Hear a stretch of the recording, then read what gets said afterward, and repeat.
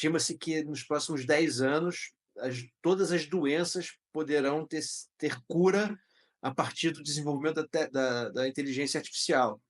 Se a gente for conectar com outras declarações, talvez também bastante controversas, do próprio Ray Kurzweil, né, um dos grandes nomes aí da singularidade, ele diz que os indivíduos com 400 anos de idade já estão entre nós, já nasceram os indivíduos que vão conseguir viver até os 400 anos de idade. E, segundo o próprio Ray Kurzweil, ele coloca uma data bem simbólica, emblemática, Ele que é vai encurtando as datas. À medida que ele vai ficando mais velho, vai sobrando menos tempo para ele, ele vai se desesperando. Exatamente, exatamente. Mas, Mas mas há alguns anos atrás, ele já, talvez ele já tenha até revisto essas datas, mas ele falava que 2045 seria o grande ano da singularidade, né, que a uhum. gente ia conseguir distinguir o que é ser humano, o que é máquina, onde a fusão Ele puxou no último livro dele. O último puxou, livro dele é porque era The Singularity is Near, a singularidade está próxima. E o último livro dele é The Singularity Nearer. Nearer, está mais próximo. Sim, mas o Também conceito está mais velho, não é, Chicão? Que você disse, Exato, ele está pô. mais velho Vai é que... puxando. Puxa. mas, Desculpa, André, o Kurzweil diz uma coisa que a maior estupidez que a pessoa pode fazer é morrer agora, nos próximos 10 anos. pode ser. Excelente. Tá Mas o, pesado. mas o conceito é muito poderoso, porque assim, Muito. em 2045 ele sugeria, talvez agora ele já tenha revisto essa data, mas que a gente chegaria ao ponto da amortalidade. A gente não viveria, a gente viveria sem uma data limite, onde a gente morreria por opção, né? Em termos de velhice não existiria mais. E aí entra na questão da religiosidade, que foi citada aqui, a questão da vida após a morte, ou a existência espiritual após a morte, depende das crenças aqui envolvidas. A gente entendendo a igreja como um defensor ou alguém que traz respostas para o que aconteceria na vida após a morte, eu queria trazer essa questão. Como é que a igreja ou as religiões podem e vão lidar com essas possíveis não mortes humanas? Elas perdem espaço, elas ganham espaço. Como é que. Mesmo que a gente não chegue a isso, né? Até como perspectiva, só o fato de alguém já estar falando isso ser uma perspectiva, Exatamente. já mexe com religião, é evidente. Aí o pós-vida é um território cativo, né? Como o Paulo falou. É, Né? Ele, é o grande argumento da igreja, da salvação após o nem só a apocalipse. igreja, né, cara? Vamos falar aqui agora Proposta de de valor, a grande proposta Igreja de de uma forma valor. geral, a religiosidade de uma forma geral, a proposta de valor, exatamente essa salvação pós-morte. E se ela não existe, como é que fica a religião? Aí eu queria entender a visão do antropólogo Chico, do storyteller Luiz, do designer Mário. André, eu tem, vi tem uma vocês coisa muito antes para legal poder, pra aqui. poder depois discordar. Boa.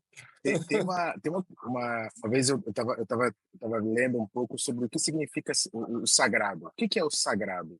Porque a religião, no final do dia, ela é uma forma de você tangibilizar o sagrado. Esses rituais todos aí é para você sentir as coisas que nos apequenam, que fogem da gente, que são muito maiores do que a gente. E aí uma das definições que eu achei que foram muito legais era que falava que o sagrado é uma tentativa humana de responder ao absurdo da nossa finitude, do quão pequeno a gente é em relação ao mundo, em relação a tudo que se coloca pela frente, né? É tudo tão maravilhoso. Vocês estão me ouvindo ou não? Sim. Sim. Boa. É tudo tão maravilhoso que, cara, a gente não pode ser que a nossa vida se resuma a esse curto espaço de tempo que a gente tá na Terra, essa permanência. A gente é o único ser que tem visão sobre, que tem consciência sobre a nossa morte, que a gente vai morrer. Então isso gera um caos, isso gera uma relação de consciência, dói a consciência, né? Saber que isso vai acontecer. Então o sagrado ele é uma resposta para isso. A hora que vocês falam de Ray Kurzweil, tem ele, o Albert de Grey, que são dois caras que falam bastante sobre a longevidade, né? Que pregam bastante sobre a longevidade. Eles têm até como é que é? A curva de escape a curva de velocidade de escape da longevidade. A velocidade de Isso. escape é isso. E aí, cara, que fala assim, cara, a gente está num período aqui que é isso, a primeira pessoa que vai viver 150 anos, existe uma probabilidade muito grande de já estar viva hoje. A diferença de uma pessoa que vai viver 150 anos, 400 ou para sempre, de acordo com os cálculos baseados no desenvolvimento tecnológico dos caras ali, pode ser de 10, 15 anos. Então, a partir do Fora o momento que upload da nuvem, né, gente? a mortalidade ela deixa de ser uma coisa desconhecida e começa a ser, como o André trouxe, por exemplo, uma coisa escolhida, acho que a relação com o sagrado, para mim, ela muda completamente.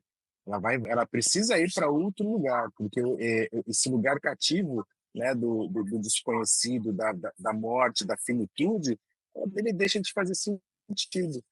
Então isso é bem interessante, porque, cara, não é só a inteligência artificial, a gente tem investimentos pesados em pesquisas de regeneração celular, não é nem reprogramação, é regeneração celular. A gente não só não vai envelhecer, como a gente vai poder Biotecnologia, né? rejuvenescer em algum tempo. É isso. Biotecnologia, AI cruzando com biotecnologia e, né? Isso. É A inteligência perspectiva viva. é isso, a perspectiva do sagrado em relação à nossa pequenez, ela vai mudar completamente se isso tudo acontecer. Eu lembrei de uma coisa agora que quem deve ter lido Kurzweil e teve uma ideia brilhante foi o Saramago, que ele escreveu um livro que chama As Intermitências da Morte, onde as pessoas simplesmente param de morrer e isso gera uma confusão geral, assim, né? Começa a se acumular gente num país, imagina, é muito louco. Eu não sei responder a sua pergunta, André, ou a sua colocação. Talvez porque eu já tenha uma visão mais pragmática do pós-vida, sabe? Talvez porque eu vá buscar um pouco disso que o Mário falou, dessa consciência da finitude, que nós somos poeira espacial, né? Poeira cósmica, né? Como diz o Aldous Huxley. Era isso? Não, era o... Quem que era? Não, era o Carl Sagan. Porque e isso é muito maluco. Talvez eu tenha outros subterfúgios assim internos para buscar essa coisa. Então ele talvez não me aflija tanto essa falta.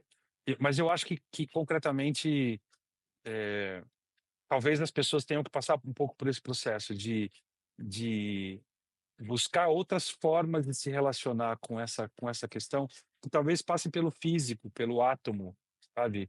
Que não deixa de ser espiritual, no certo sentido, mas não dessa forma de que você vai ter você vai viver num lugar para sempre, vai ser uma outra, não, o meu átomo vai viver para sempre, né? Porque ele não vai simplesmente desaparecer.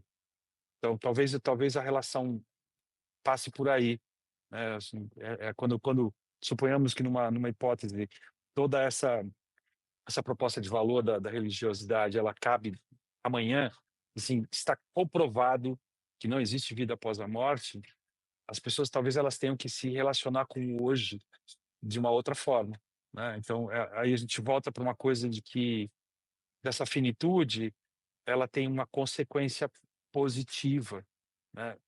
Que não é não postergar esse viver hoje.